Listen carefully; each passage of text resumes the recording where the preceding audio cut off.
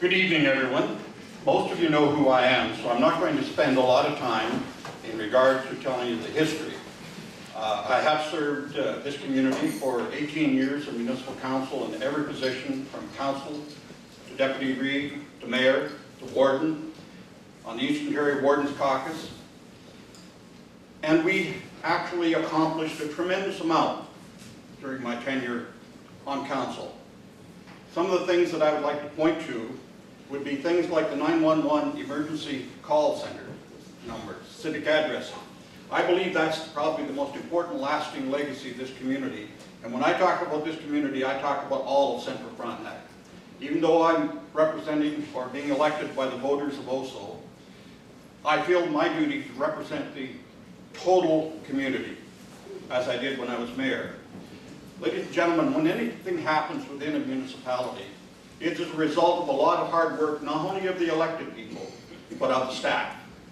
And one of the things during this campaign, because of the fact that I had a bit of a cold, not many of you have seen me at your door. But between volunteers and myself, I have managed to make about 500 phone calls to the people in this ward, and to many of the people who are seasonal residents in this ward also. And I've heard from them of what they envision as the issues that are facing Central Frontenac. And of course, roads. Roads. Roads. I've heard that so many times. And I said, I'm really not in tune with what's happening in the roads, but I do know that we've had a bit of a revolving door at the CAO position over the last 8 years. I think we've had 6 different people.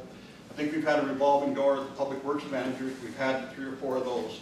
And I can't see where you can have any continuity and work scheme if you don't have a plan that's stuck to. I know that when it comes to roads, that we adopted a level of service while I was mayor, and that means that each of these roads has a certain level of service depending on what their average daily traffic is and how they are categorized. Ladies and gentlemen, all of those things can be taken care of with a good, sound administrative plan after the council of the day lets the staff know what their vision of the future is. Recognizing that we have basically no commercial tax base, we have no industrial tax base, and that the only thing we have is residential taxes. I want you to know that I happen to be one of those taxpayers, and I do not have a desire for my taxes to go up anymore. If Sharon is about to retire, and I may have to put her back to work. Pay the taxes. At any rate, ladies and gentlemen, I will continue to represent you. This is my 9th election campaign, and Sharon said, oh boy, here we go again. This is the 9th campaign I've been in, both municipally and on a provincial level. Ladies and gentlemen, I'm doing this for the community that I've worked in for 45 years. I came here as an elementary school teacher in 1967, and I've been here ever since. I've served this community in every event that I can think of, from minor sports to churches to the Charlotte Lake Lions Club, past president, the Frontenac Lodge, and I don't intend to leave this community, ladies and gentlemen. I'm going to stay here. I want to improve things like getting youth involved in council. I'd like to suggest a youth position on council if the other candidates would.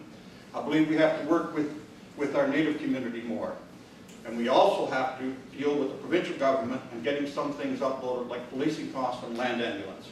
And I have the contacts to do that, ladies and gentlemen, and I want your support from November 20th to 27th. Thank you very much.